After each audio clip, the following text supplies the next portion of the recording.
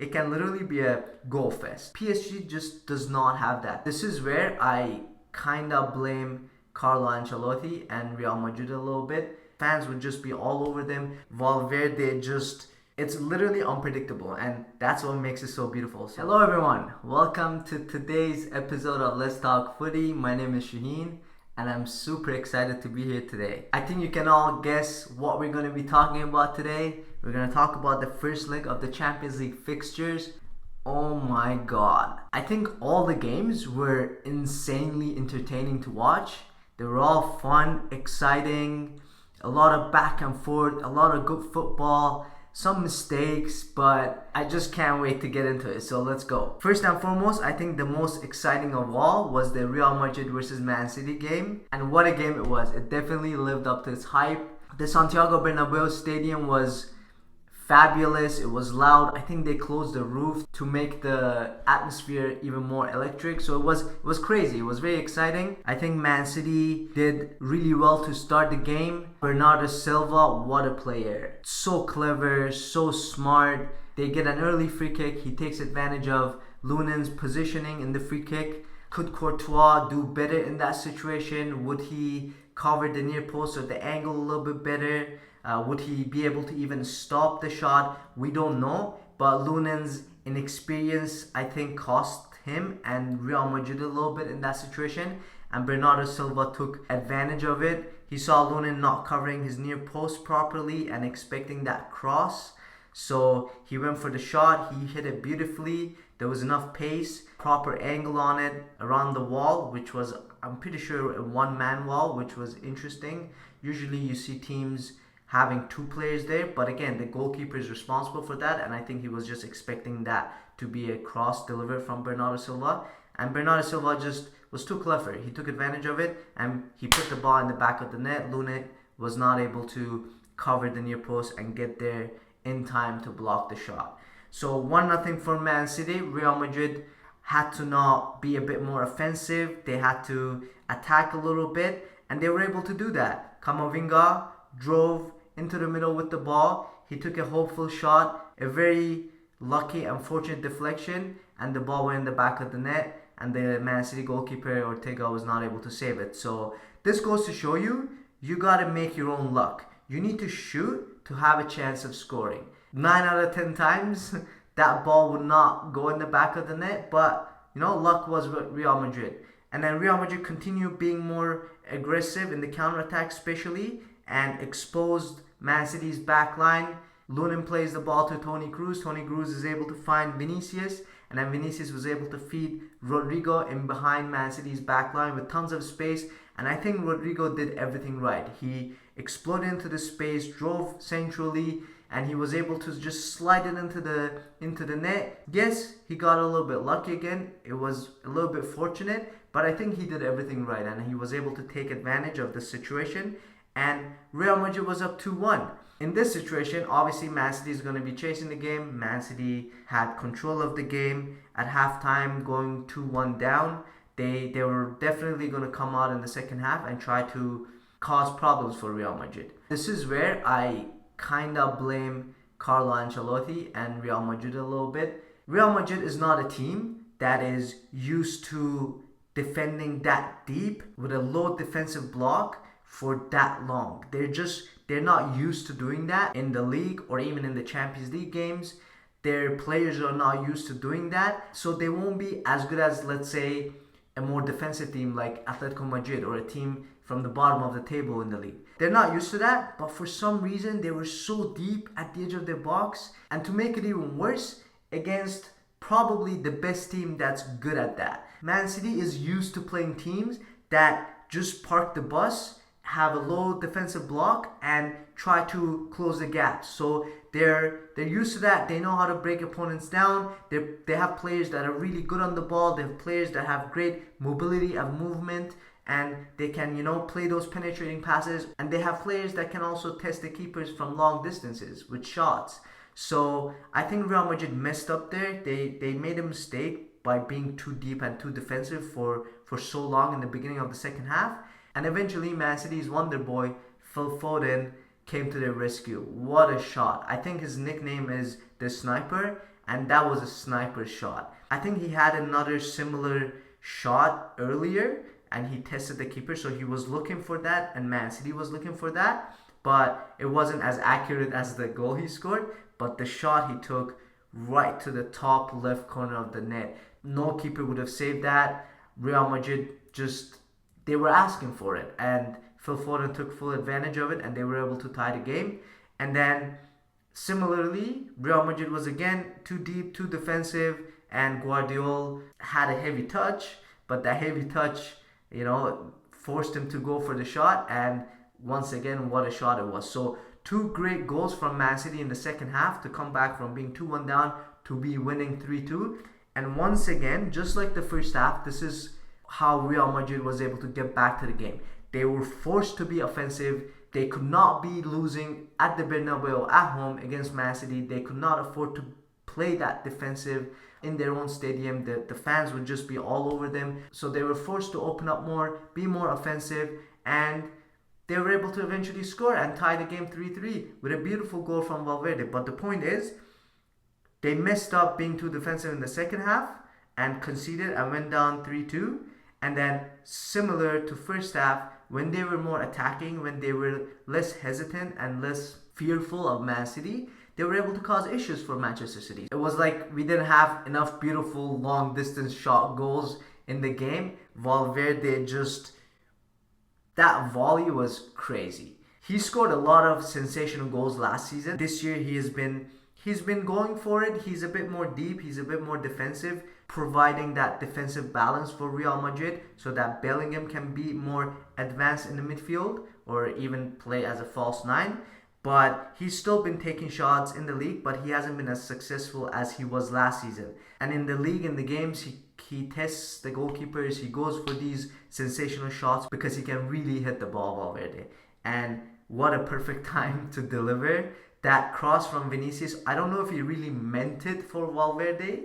I honestly don't know that. But he put it in the area, and Valverde is good at that. He anticipates those balls, he anticipates those late runs, and he was able to connect with the ball beautifully into the bottom left corner. And again, goalkeeper, no chance. So 6 beautiful goals. I mean, maybe 4 or 5 beautiful goals in the game.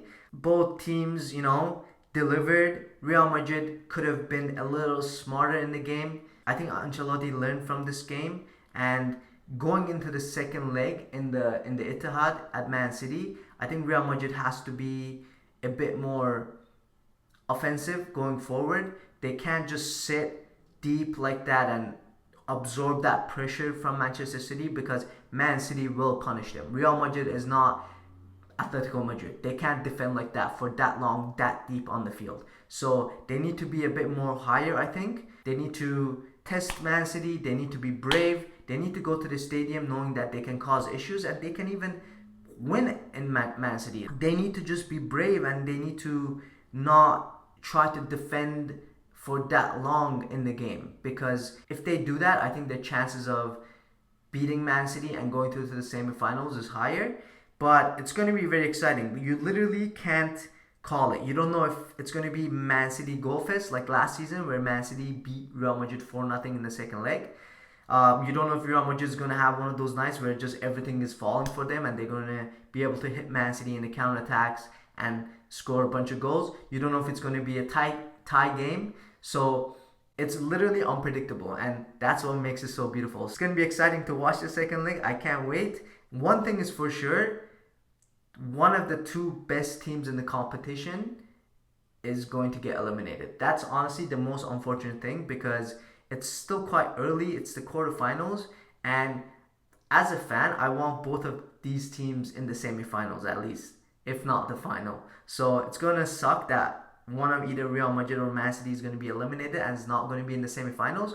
But at least we have a beautiful and entertaining quarterfinals, and I cannot wait for the second leg.